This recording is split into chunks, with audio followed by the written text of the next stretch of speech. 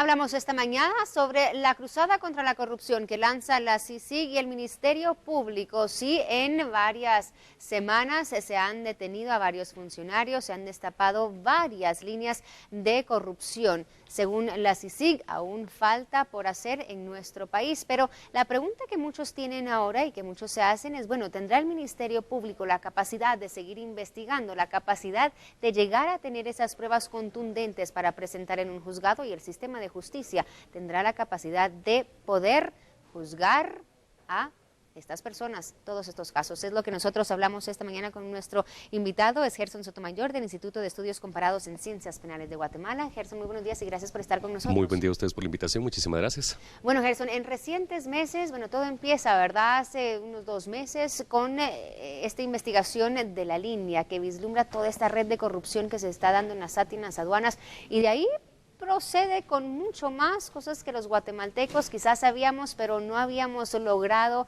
sacar a luz, ¿verdad? ¿Cómo ves esta cruzada contra la corrupción? Porque así se ha llamado. Bueno, yo creo que es un tema de felicitación al trabajo que CICIG ha venido desenvolviendo en los últimos meses. Obviamente, un tema es que los casos no necesariamente se dan de la noche a la mañana, ¿no? Los casos, en muchos, por mucho, llevan muchísimo tiempo de investigación. Y este tiempo de investigación, obviamente, lo que evidencia es de que un caso en materia penal, contando la parte preparatoria, la parte intermedia y el debate, puede durar hasta 6, 7 años, si es que fuera el caso.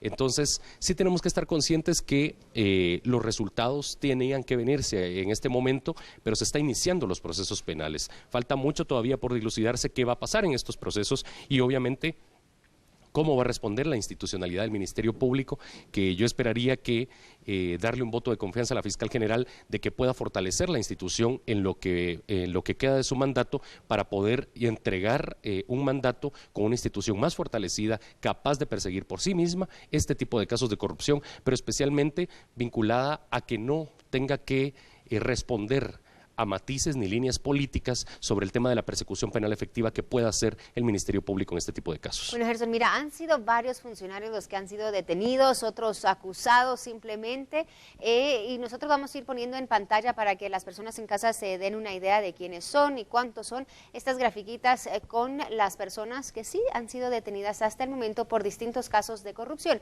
Ahí las vamos a colocar para que en casa las puedan revisar y conocer, pero son varios, ¿verdad? Y esto entonces, ¿cómo hace de distinto estas investigaciones o cómo podría llegar a perjudicar las investigaciones del Ministerio Público, conociendo, bueno, que son personas en algunos casos de muy alto perfil? Bueno, hay que recordar que precisamente esa era la insistencia que CICIG permaneciera en el país, debido a su nivel de autonomía que puede tener en el ejercicio de la persecución penal, obviamente a través del Ministerio Público. Esto, ¿por qué lo planteo? Lastimosamente, los cargos públicos aquí en Guatemala son electos por matices políticos, y esos matices políticos van condicionando a quién persigo y a quién no persigo, es decir, la selectividad del derecho penal.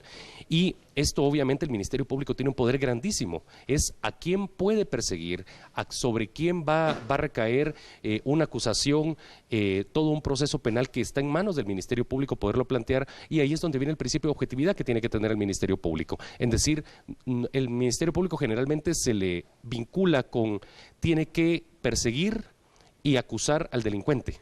El problema es que no todo que va a proceso, toda persona que va a proceso es culpable. Entonces el Ministerio Público, si tiene indicios suficientes para plantear que existe inocencia, tiene que hacerlo desde el inicio.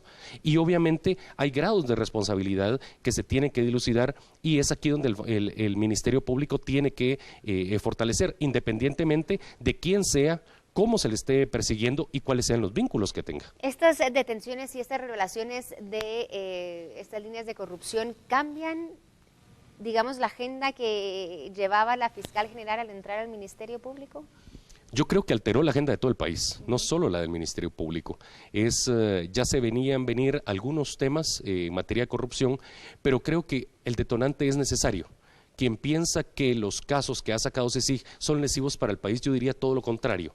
La imagen del país está siendo fortalecida porque precisamente siempre ha estado la corrupción campante en el escenario, pero nadie había dicho y había puesto el dedo en la llaga en decir estas son las estructuras, este es el problema del país y así es como están operando. Y el nivel de impunidad había sido grande precisamente por lo que estabas planteando, ¿no? Hay muchos personajes, muchas personalidades con grandes vínculos de poder que obviamente podían llegar a obstaculizar una investigación.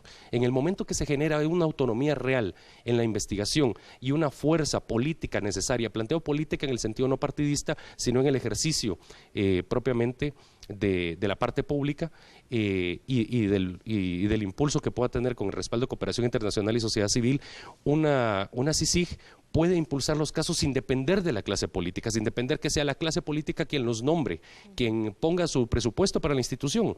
Y esto obviamente lo que genera es la independencia tan necesaria, tanto en el organismo judicial, en el Ministerio Público y realmente para todos los operadores de justicia. No podemos seguir con redes de impunidad que pudieran operar dentro del organismo judicial, Ministerio Público, o bien otras instituciones de justicia. Entonces, simple y sencillamente lo que tenemos que hacer es objetivizar e institucionalizar realmente la justicia en este país. Podemos esperar, mencionas la palabra independencia, ¿podemos esperar independencia en estos procesos que están por seguirse con las detenciones, con los casos que han llegado a las Cortes? Yo creo que podemos intentarla construir.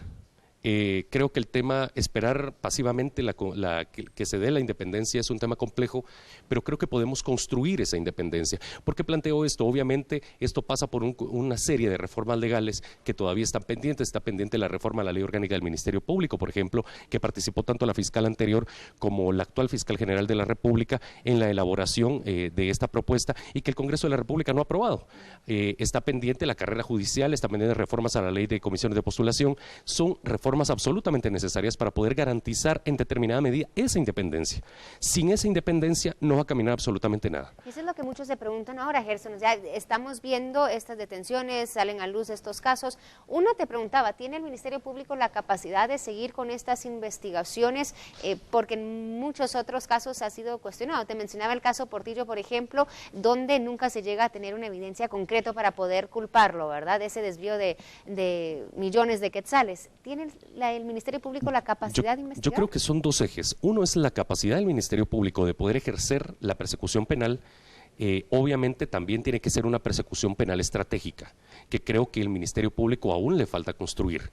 ¿Cuál es la persecución penal estratégica? Es decir, no solamente ver casos aislados, sino encontrar lo que hoy estamos viendo. Son redes, un vínculo entre varios casos. Es decir, la administración pública generalmente se mueve entre una persona que quiere cometer corrupción, obviamente se mueve bajo determinados parámetros bajo los cuales se mueve toda una estructura. Obviamente necesitamos desde la parte más baja dentro de una institución hasta la más alta para poder ir viendo cada punto de foco de corrupción y que nadie diga nada y que todo se quede en la impunidad.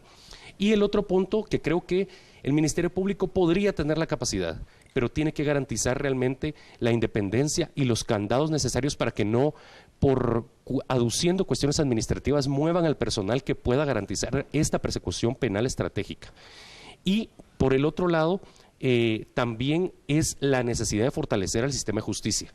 De nada nos sirve un Ministerio Público que esté presentando acusaciones, que esté teniendo, digamos, toda una investigación muy seria y muy profesional sobre el tema, si cuando nos topamos en primera instancia con los magistrados de sala, simple y sencillamente todo se cae porque hay compromisos previos que obviamente obstaculizan esa persecución penal y el poder dar las respuestas judiciales que este país merece en contra de la corrupción. Claro, eso es lo que muchos otros se preguntan, ¿verdad? Llegando a las Cortes, ¿qué probabilidades hay de que sea, como te mencionaba, un proceso independiente, un proceso sin esas influencias de poder que se podrían dar?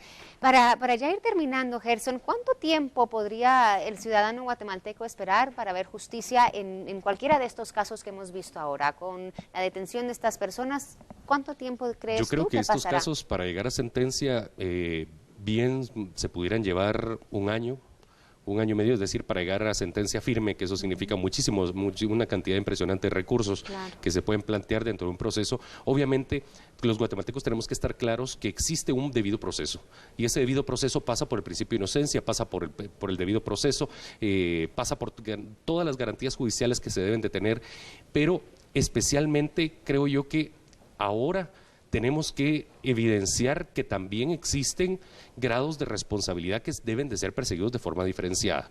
Es decir, no es lo mismo la participación que tiene una persona que colaboró, una persona que probablemente pudo haber estado en el lugar, que conoció de un tema, y otra cosa, la persona que la ejecutó.